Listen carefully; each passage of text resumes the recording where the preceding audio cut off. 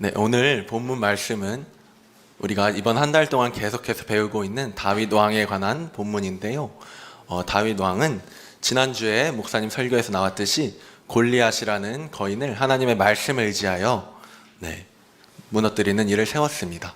이 일로 말미암아 다윗은 사울에게 발탁이 되어 신하가 되었지만 곧이어서 그 다윗을 질투한 사울로 인해 그는 도망자 신세가 됩니다. 사울이 다윗을 계속 죽이려고 쫓아다녔기 때문에 다윗은 계속해서 그의 부하들과 함께 도망다니는 처지에 놓이게 되었는데요. 오늘 말씀 본문은 아까 읽었던 말씀 본문은 오늘 그 도망치던 와중에 있었던 일입니다. 바로 다윗이 숨어있던 굴에 사울이 거의 다 함께 그의 부하들과 함께 도달했던 것인데요. 이때 갑자기 사울이 배가 아파서 화장실에 가게 됩니다. 오늘날은 화장실에 갔지만 그 당시로 치면 그 어떤 굴 안에 들어가서 용변을 본 것입니다. 그런데 그 굴 안은 사실 다윗과 그의 부하들이 숨어있던 곳이었습니다. 그래서 사울이 이제 용변을 볼 때 우리는 무장해제 상태잖아요. 그렇죠? 아무것도 아무리 위대한 용사라도 그때는 무엇을 할 수가 없는 상태인데 이것을 본 다윗의 부하들이 다윗 대장님, 이것은 하나님께서 지금 이 사울을 처단하기 위해 주님이 주신 절호의 기회입니다. 지금 당장 가서 저 사람의 목을 잘라버리십시오. 딱 이렇게 얘기를 합니다. 그러나 다윗은 이 말을 듣지 않고 사울의 뒤로 조용히 가서 그의 옷 한 자락만 잘라내서 다시 돌아갑니다. 그리고 그 일로 말미암아 다윗은 양심에 찔렸다고 말합니다. 그리고 사울이 볼일을 마치고 이제 굴 밖에 나갔을 때 다윗은 이제 사울을 멀리서 뒤따라가서 이 옷을 흔들면서 얘기를 합니다. 사울 대왕님, 이 옷자락을 보시옵소서. 오늘 여호와께서는 왕을 내 손에 넘겼지만 나는 정말로 왕을 해할 의도가 없습니다. 내가 왕을 해하려고 한다는 그 마음은 사울 왕에 있는 오해입니다. 저는 정말로 왕을 해할 의도가 없으니 저를 불쌍히 여겨주세요 라고 말합니다. 그러자 사울 왕은 눈물을 흘리면서 말합니다. 나도 안다고 하면서 그리고 하나님께서 또한 내 뒤에 너를 이스라엘 왕으로 세울 것도 나는 이미 알고 있단다 하면서 내가 너를 더 이상 추격하지 않겠다라고 말하고 돌아가는 내용의 본문입니다. 물론 근데 사실 이 이후에도 다시 사울은 다윗을 추격하긴 하죠. 그래서 사람이 이렇게 연약한 존재입니다. 그런데 우리가 오늘 이 본문들을 좀 자세히 살펴보려고 하는데 일단 다윗이 먼저 사울을 왜 그렇게 옷자락을 베는 것조차도 양심에 찔려 있냐 하면 바로 그는 사울이 여호와의 기름 부음 받은 자라고 말합니다. 그렇다면 이 기름 부음 받은 자라는 것은 무엇을 의미하는가? 이것을 간단하게 살펴보자면 구약 시대에는 특정한 사명을 가진 사람들을 주님이 세워주실 때 먼저 그 사람에게 기름을 부어주었습니다. 대표적으로 세 가지의 직책을 맡을 때 기름을 부어주었는데요. 첫 번째는 바로 왕입니다. 왕. 우리를 다스리고 우리의 대적들로부터 우리를 구원하는 왕을 세울 때 하나님께서 선지자를 통해 기름을 부으셨습니다. 그래서 사울도 왕이 되기 전에 사무엘을 통해서 기름을 부으셨고 다윗도 왕이 되기 전에 지지난주 본문이었는데 사무엘을 그 이새에게 보내셔서 그 다윗을 찾아서 기름을 부었습니다. 그래서 첫 번째로는 왕에게 기름을 붓고 두 번째로는 제사장입니다. 우리의 죄의 문제를 해결해주는 그 제사장, 우리 대신 속죄의 의식을 치르는 제사장에게 제사장을 세울 때 기름을 부었습니다. 또 마지막으로는 선지자를 세울 때 기름을 부었습니다. 하나님의 말씀을, 하나님의 뜻을 받고 우리에게 전해주는 그 선지자를 세울 때 우리에게 기름을 부었다는 것입니다. 그래서 이 구약에서 세 가지 직분, 왕과 제사장과 선지자를 세울 때 하나님께서는 기름을 붓는 일을 하셨는데요. 그렇다면 이것은 결국 무엇을 의미하는가? 이 기름 부음 받은 자의 결정체는 결국에는 바로 예수 그리스도로 이어집니다. 우리가 예수 그리스도를 믿는다고 저희가 말합니다. 근데 예수는 무엇인가요? 우리를 죄에서 구원하신 분을 우리가 예수라고 하죠. 그렇다면 그리스도가 무엇인가요? 그리스도. 우리가 그리스도라는 말을 아주 자주 쓰지만 이 말 뜻은 바로 헬라어 그리스도인데 히브리어로 말하면 이것은 메시아입니다. 그리고 메시아는 바로 뜻이 기름 부음 받은 자라는 뜻입니다. 그럼 어떤 기름 부음을 받았냐? 바로 우리를 죄로부터 구원하는 그 일을 하기 위해 기름 부음 받은 것인데 바로 우리의 왕이 되시고 우리의 삶을 다스리시는 왕이 되시며 우리를 모든 원수로부터 구원해 주시는 왕이시며 우리를 또한 우리의 대제사장이 되어주셔서 직접 우리의 제물이 되어주셔서 죽고 부활하신 제사장, 또한 그 말씀이 직접 육신이 되셔서 하나님의 말씀을 우리에게 전하시는 그 선지자의 역할을 하는 우리의 왕이자 제사장이자 선지자의 역할로 우리에게 오신 바로 그 예수 그리스도로 이 모든 기름 부음이 귀결되는 것입니다. 그럼 우리가 예수 그리스도를 믿는다는 것은 바로 우리를 죄로부터 구원하시는 그 사명을 이루기 위해 오신 우리의 왕이시요 우리의 제사장이시요 우리의 선지자가 되신 예수님을 믿는다는 것을 의미합니다. 그래서 다윗이 이렇게 구약에서 계속해서 나타나는 이유도 다윗 왕이 어떤 위대하거나 그런 부분들이 분명 있습니다. 다윗은 이제 살펴보겠지만 하나님의 마음에 합한 자라고 하지만 가장 중요한 것은 바로 다윗을 통해서 다윗은 왕이자 선지자였습니다. 그래서 선지자로서 오실 예수님을 예비하는 시편을 많이 썼는데요. 바로 왕이자 선지자이신 예수님을 예언하는 그 표시인 그 역할을 수행했기 때문에 바로 다윗이 많이 나타나는 것입니다. 그러므로 우리가 구약을 살펴보든 어딜 살펴보든 언제나 가장 중요한 것은 바로 예수 그리스도를 살펴보아야 한다는 것입니다. 그런데 이 다윗이 하나님 앞에 정말로 귀하게 여김을 받은 것은 그가 예수님을 예언하기 때문 그 역할을 하기도 했기 때문이지만 또 한편으로는 다윗의 마음이 하나님 보시기에 합했기 때문이었습니다. 우리 사도행전 13장 22절을 함께 살펴보겠습니다. 네. 함께 읽겠습니다. 그리고 사울을 패하신 하나님께서는 다윗을 그들의 왕으로 세우셨습니다. 다윗에 대해 증언하시기를 내가 이새의 아들 다윗을 보니 내 마음에 꼭 맞는 사람임을 알았다. 내가 바라는 모든 것을 그가 이룰 것이다 라고 하셨습니다. 네, 아멘. 네, 그래서 하나님께서 다윗을 보시기에 개역개정에 마음에 합하다, 또 우리말 성경에는 하나님의 마음에 꼭 맞는 사람이라는 것을 알았다는 것입니다. 그렇다면 다윗이 어떤 마음을 가졌기 때문에 왜 하나님께서는 그의 마음에 합하다고 하셨을까요? 일단 오늘의 본문을 통해서도 알 수 있는데요. 그것은 바로 같은 사건을 보았을 때 어떠한 마음가짐을 갖고 그 사건을 대하느냐입니다.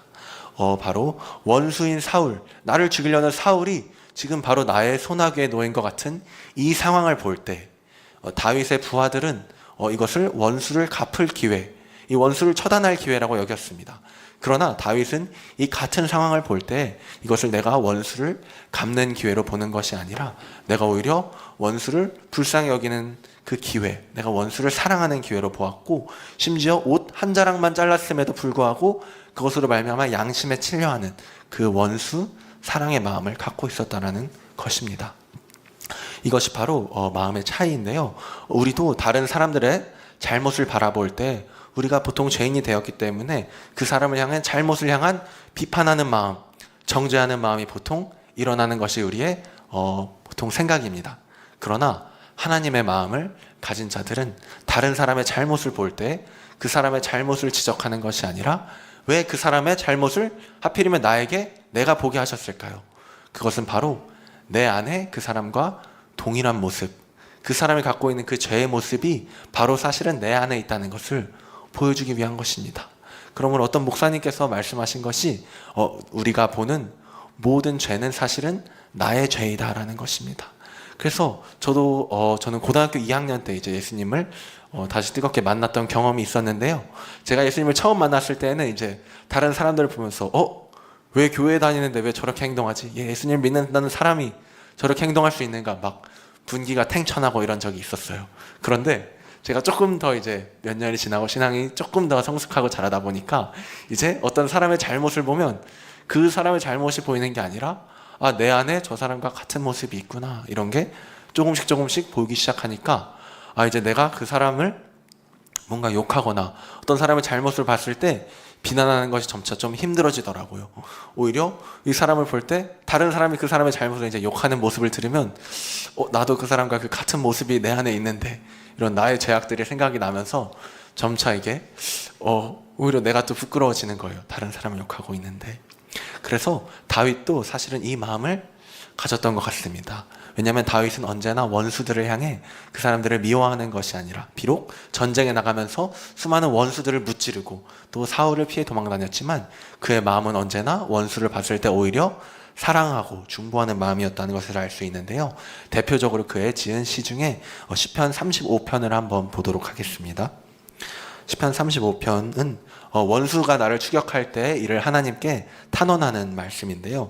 우리 35편 중에 11절부터 14절까지 한번 같이 읽어보도록 하겠습니다. 거짓말하는 증인들이 일어나 내가 알지도 못하는 일에 대해 캐묻습니다. 그들은 내게 선을 악으로 갚아 내 영혼을 망쳐 놓았습니다.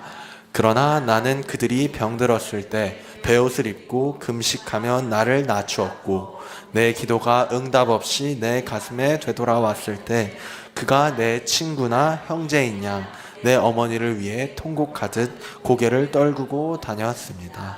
아멘. 네, 이것이 바로 다윗이 그 자신의 원수들을 향해 가졌던 마음이라는 것입니다. 나를 음해하고 모함하고 비방하는 사람들, 그 사람들이 우리가 얼마나 싫습니까? 우리가 그런 사람들을 보면 복수하고 싶고 본때를 보여주고 싶고 이 사람이 얼마나 잘못됐는지를 말해주고 싶은 게 우리의 마음이지만, 다윗은 어떤 마음을 가졌냐? 그들이 병들었을 때, 내 원수가 아팠을 때 오히려 그 사람을 위해 내가 금식하고 너무나 마음이 아프다고 나를 낮추고, 그리고 그들을 위해 기도하는데 내 기도에도 불구하고 그들이 변화되지 않는 모습을 볼 때 오히려 그가 마치 내 친구가 잘못된 것이냐, 내 형제가 잘못된 것이냐, 심지어 내 어머니가 돌아가신 것 같이, 그때 슬퍼하는 것 같이 그들을 위해 슬퍼했다라는 그런 마음을 다윗이 가졌다는 것입니다. 이것이 우리가 생각하기엔 너무나 어렵고 힘든 마음이지만 이것이 바로 우리 주님이 우리에게 그렇게 얘기하신 그 원수 사랑의 마음, 나에게 잘못하는 그 사람을 봤을 때 우리 주님은 그 사람을 욕하는 것이 아니라 십자가에서 자기를 못 박는 그 사람들을 위해 주여 저들의 죄를 용서하여 주시옵소서, 아버지여 저들의 죄를 용서하여 주시옵소서, 그들이 하는 일을 알지 못하나이다라고 얘기하십니다. 그래서 그는 아무 말 입을 열지 아니하고 오히려 십자가에서 죽으실 때 그 순간에 자기의 그 사명을 다 이루었다라고 얘기하시는 것입니다. 그래서 주님이 보시는 그 마음, 아무도 판단하지 아니하고 오직 사랑하고 중보하는 그 역할을 우리 다윗이 그 마음을 갖고 있었다라는 것입니다. 오히려 다윗이 이 마음을 갖고 있었을 때 하나님께서는 그를 세우시고 나의 마음에 합한 자구나 라고 세우시고 일어났다는 것입니다. 그러므로 우리도 사역을 할 때나 아니면 우리의 삶에서 우리의 가장 가까운 사람들, 보통 우리의 가족들이나 친구들이나 가장 가까운 사람을 볼 때 그 사람들의 너무나 잘못된 모습이 보이기도 합니다. 또는 이 한마음에서 같이 사역할 때나 아니면 어디 교회에서 사역을 할 때 내가 보기에 뭔가 마음이 안 드는 이런 부분들이나 부족한 것들이 너무나 많이 보일 때가 있습니다. 그러나 제가 말씀드리고 싶은 것은 이때 뭔가 그 사람의 잘못이나 이런 것을 먼저 지적하는 것이 아니라 사실 우리들 모두 다 정말 어렵고 힘든 가운데 섬기고 있는 이 상황 가운데 우리가 그 사람의 모습을, 때때로 그 부족한 모습을 내게 보여주셨을 때 내 안에 그 동일한 모습이 있구나, 나의 모습을 돌아보면서 내 죄를 회개하고, 또한 우리가 한마음 안에서 함께 모인 사람들로서 그 사람을 위해 정말로 중보하고 사랑하는 마음을 가지는 저희들이 되기를 축복합니다. 또 그렇다면 다윗은 이 원수 사랑의 마음과 이 사랑함과 중보의 마음이 어디서 나왔을까를 생각하면 그것은 바로 다윗의 환경 속에 있습니다. 다윗은 사실 굉장히 어렵고 힘든 환경 속에서 살았습니다. 이 신하가 되기 그 이전에, 기름 부음 받기 이전의 삶은 다윗은 목동이었는데요. 그때 다윗은 사실은 아무에게도 관심을 받지 못하는 존재였습니다. 8 아들 중에 막내로 태어나서 심지어 사무엘이라는 선지자가 그 가족을 찾아왔을 때에도 기름 붓고 싶은 왕을 내가 찾으러 왔다고 했을 때 그 가족들은 다윗을 심지어 부르지도 않았습니다. 그만큼 가족에게조차 어떻게 보면 버림받고 무관심한 존재였고 아무도 그를 알아주지 않는 존재였습니다. 그런데 그는 이때 아무도 관심 가져주지 않을 때 그는 오히려 들판에서 하나님과 독대하는 시간을 가질 수 있었다라는 것입니다. 아무도 나를 알아주지 않고 모두가 나를 멸시할 때, 그 외로운 때 그는 하나님밖에 의지할 대상이 없었습니다. 그래서 그는 들판에서 양을 치면서 여호와는 나의 목자시니 내가 부족함이 없으리로다. 그가 나를 풀밭에 놓이심으로 내가 너무나 주님을 찬양하고, 내가 원수의 목전에 놓일 때나 아니면 사자나 호랑이가 내 양을 괴롭힐 때도 내가 의지할 분은 오직 한 분, 예수님밖에 없었다라는 것입니다. 그래서 그 무관심 속에서 오히려 그는 평생에 그의 그 신앙을 다지는 그 시간을 가질 수 있었다라는 것입니다. 그리고 얼마 뒤에 그는 잠시 출세를 하지만 곧이어 바로 나라의 가장 센 사람의 왕의 미움을 받아 또 추격을 당하는 그 힘든 시기를 거칩니다. 이것은 차라리 무관심이 낫다고 할 수도 있겠죠. 이 시기에는 단순한 무관심이 아니라 정말 분노와 그 진노를 매 순간에 겪으며 언제 어디서 나의 삶이 끝날지 모르는 그 상황을 견딥니다. 계속해서 도망 다녀야 하고, 그러면서도 자기에게 딸린 그 부하들 동일하게 정말로 세상의 모든 고난과 질고를 당하고 원통함이 가득한 그런 사람들이 다윗의 주위로 몰려들었다고 하는데, 그 수백 명의 부하들을 이끌고 다니면서 내가 책임져야 할 내 가족들과 같은 이 사람들을 내가 책임져야 하는 상황 속에서, 그러면서도 나의 바깥의 삶은 나보다 힘이 센 자들, 이것이 나의 상사가 될 수도 있고 아니면 그 누가 될 수도 있고, 핍박을 당하면서 하루하루 살아가는 게 너무나, 언제 나에게 무슨 일이 닥쳐올지 모르는 그 힘든 상황이 매일매일의 연속이라는 것입니다. 그래서 다윗은 이리 피하고 저리 피하고 다니지만 그 속에서도 얼마나 불안합니까? 그러나 이 상황 가운데 있었기 때문에 다윗이 교만하거나 타락하지 않고 계속해서 하나님 앞에 단련되고 하나님만을 더 찾고 하나님만을 의지할 수밖에 없는 그 상황 속에 다윗이 계속 있었다라는 것입니다. 그래서 이 시기에도 다윗은 그 수많은 성경을 쓰면서 하나님을 더 사모하는 그 마음이 생깁니다. 이 두 시기, 아무도 나를 알아주지 않고 무시하는 그 시기와, 또 정말로 내가 챙겨야 할 사람들을 책임지고 책임져야 하면서도 밖으로는 너무나 많은 핍박과 환난을 당하는 이 시기가 있었기 때문에 다윗은 바로 그 시기를 통해 하나님을 더 알아가고 친밀해지는 그 계기가 있었다라는 것입니다. 그런데 이런 다윗이 오히려 나중에 왕이 되고 정말 잘 먹고 잘 살아지자 타락을 하게 되는 것입니다. 그러면 우리는 환경 앞에 장사가 없다는 것을 우리가 알아야 됩니다.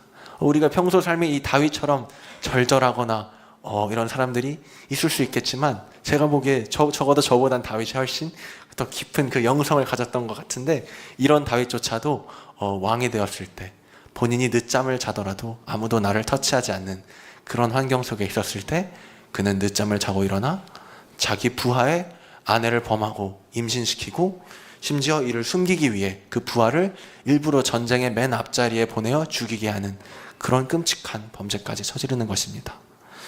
정말 마음이 가난하고 힘들 때에는 자기의 왕 대신 그 사울의 옷 한 자락을 베는 것만으로도 양심이 찔려 견딜 수 없어 하던 그 다윗이, 환경이 모든 것이 갖춰지고 모든 것이 갖춰질 때 늦잠을 자는 것으로부터 시작된 것 같지만, 심지어 사람을 죽이고 불륜을 범하는 이런 끔찍한 죄를 지으면서도 선지자의 책망을 듣기 전까지는 마음을 계속 완고하게 하는 이런 일이 우리 누구에게나 일어날 수 있다는 것입니다.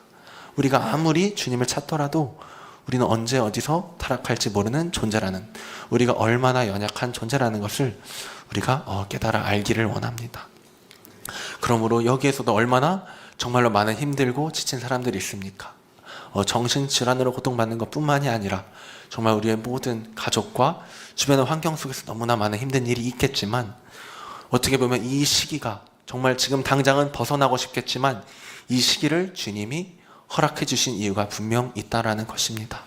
우리 주님의 선하신, 언제나 선하시고 완전하신 우리 주님의 계획 속에 그 뜻을 우리가 정확히 다 할 수는 없지만, 이 시기 가운데 어떻게 보면 다시는 돌아오지 않을 이 하루하루의 시기에 우리가 정말로 다른 어떤 것을 의지하는 것이 아니라 주님을 더욱 의지하며 주님과 더욱 친밀해지는 이 시기, 이 관계를 정말로 귀하게 생각하면서 우리 주님을 매일매일 더 알아가고 사랑하며 알아가는 이 시기로 보내시기를 정말 여러분께 정말 축원드립니다. 다시 한번 기름 부음 받은 자의 이야기로 잠깐 돌아가 보길 원합니다. 우리가 아까 결국 구약의 모든 왕과 선지자와 이 제사장의 역할은 사실은 우리의 진정으로 오실 왕이자 선지자이자 제사장이신 예수 그리스도를 예비하는 것이라고 제가 아까 말씀드렸지요. 그런데 예수님이 오신 그 이후에는 바로 우리 예수를 믿고 예수님을 전하는 우리 모두에게 바로 주님이 기름 부으시고 우리에게 그 왕과 선지자와 제사장의 사명을 주셨습니다. 그래서 베드로전서 2장 9절을 우리 함께 같이 읽어보도록 하겠습니다. 네. 그러나 여러분은 택하신 족속이요 왕같은 제사장들이요 거룩한 나라요 그분의 소유된 백성이니 이는 여러분을 어둠에서 불러내어 그분의 놀라운 빛으로 들어가게 하신 분의 덕을 선포하게 하시기 위한 것입니다. 네, 아멘. 그렇습니다. 예수님께서는 예수님을 믿고 구원받은 우리 모두가 바로 주님의 그 택하신 족속이요 또한 왕과 같은 제사장들이요 거룩한 나라라고 하십니다. 우리가 바로 가장 귀한 사명을 갖고 있다는 것입니다. 지난번에 제가 설교 때도 말씀드렸지만 세례 요한이 여자로부터 낳은 자 중에 이보다 큰 자가 없다고 했지만 사실 그렇게 말하신 것 자체도 바로 예수님을 예비하는 역할을 수행한 것이기 때문이며 예수님을 믿고 천국 백성이 된 우리들은 가장 작은 자라도 세례 요한보다도 더 큰 자라고 우리 주님이 말씀하신 것처럼 오늘 우리가 이렇게 위대한 왕 다윗 왕에 대해 얘기를 하지만 다윗 왕의 사명조차도 사실은 오실 왕이신 예수님을 예비하는 것이었으며 이 오실 왕이신 예수님을 본 우리는 구약시대의 그 어떤 사람보다도 복된 것입니다. 그러므로 예수님께서 말씀하시기를 구약의 모든 선지자들이 나의 때를 볼 것을 기뻐하였다고 말씀하십니다. 우리는 예수님의 때에 살고 있습니다. 우리 주님이 오셨고 우리를 위해 십자가에 죽으시고 부활하신 이 이후에 살고 있는 우리들은 우리 모두가 주님의 그 기름 부음을 받은 사명자라는 것입니다. 그러므로 우리는 바로 우리의 왕이 되신 예수님, 우리를 죄로부터 구원하신 예수님, 또한 말씀이 육신이 되어 우리 가운데 찾아오신 예수님의 그 말씀을 우리 주변 사람에게 전하는 사명을 받은 우리 한 명 한 명이 바로 그 기름 부음 받은 사명자라는 것을 잊지 말기를 바랍니다. 그러므로 말씀을 정리하겠습니다.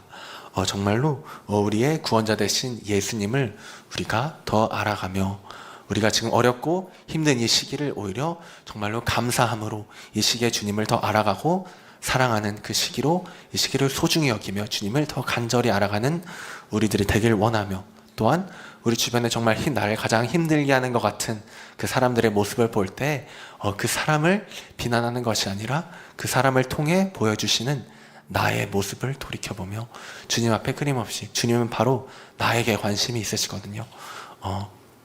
우리 주님은 나의 원수가 아니라 바로 나에게 관심이 있으신 거고 나와 하나님과의 관계에 관심이 있으십니다.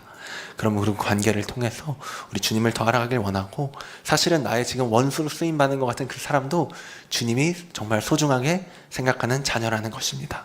그래서 그 자녀에게도 주님이 1대1의 관계를 통하여 사실은 그 사람에게도 단련과 연단의 과정을 통해 나의 사랑하는 자녀로서 천국에 이끌어 들어가기까지 우리 주님이 돌봐주시고 사랑하는 자녀임을 잊지 않으며 우리가 그리스도의 다 한 지체로서 서로 사랑하고 중보하며 나아가는 우리 주님 안에 사랑하는 형제 자매라는 것을 잊지 않으시기를 바랍니다. 그래서 우리가 그리스도께서 주신 이 사명, 주님을 더 사랑하고 알아가며 주님을 전하고 이 영생, 우리를 위해 십자가에 죽으시고 피 흘리시고 구원하신 예수님을 평생 전하며 충성되이 살고 타락하지 않으며 천국 가는 그날까지 함께 사랑하며 나아가는 우리 여러분 되길 주님의 이름으로 사랑하고 축복합니다. 기도하겠습니다. 하나님 아버지 감사합니다. 오늘도 우리 주님 다윗을 통하여 우리의 모습을 보여주시고 또한 우리가 주님을 향하여 더욱 나아가게 하여 주시니 감사합니다. 하나님 바라옵고 원하옵기를 우리 가운데 너무나 많은 어렵고 힘든 상황들이 있지만 이것으로 말미암아 주님을 불평하고 원망하는 것이 아니라 이 시기 가운데 도리어 주님을 더욱 사랑하고 간절히 찾으며 우리 주님이 주신 그 사랑의 용량을 넓혀가는 우리들 한 명 한 명 되게 하여 주시옵소서. 우리가 주님의 주신, 우리가 어떻게 주님의 그 영생을 알고 예수 그리스도를 믿고 구원받게 됨이 얼마나 큰 은혜인지 모릅니다. 우리 주님 주신 그 은혜를 소중히 여기며 주님을 더욱 사랑하며 나아가며 주님 전하는데 평생토록 쓰임받고 서로 사랑하라는 주님의 말씀, 우리가 충만히 이뤄나가는 우리들 한 명 한 명 되기를 간절히 바랍니다. 우리를 사랑하는 구주 예수 그리스도의 이름으로 기도드립니다. 아멘.